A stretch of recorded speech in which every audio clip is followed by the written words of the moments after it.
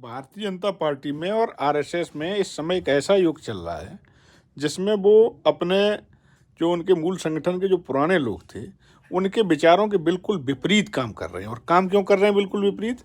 क्योंकि उन्हें सत्ता चाहिए।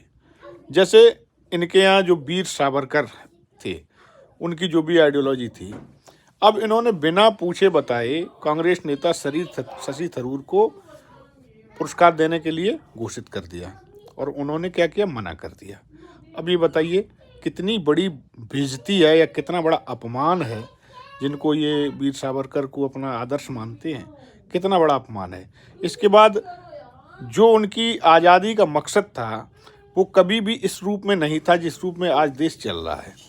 इसीलिए उन्होंने तिरंगा भी नहीं फहराया, तिरंगा स्वीकार भी नहीं करते थे। भारत की आज़ादी को एक तरह से वो स्वीकार ही नहीं करते थे।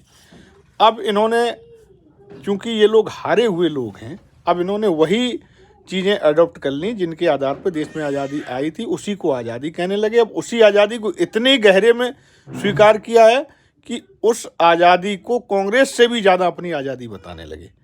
तो ये प्रतिदिन अपने बुजुर्गों के जो विचार हैं उनको अपमानित कर रहे हैं और प्रतिदिन जो उनकी एक विचारधारा उसको अपमानित कर रहे हैं। और कर क्यों रहे हैं? सिर्फ सत्ता और संसाधनों पर कब्जा करने के लिए।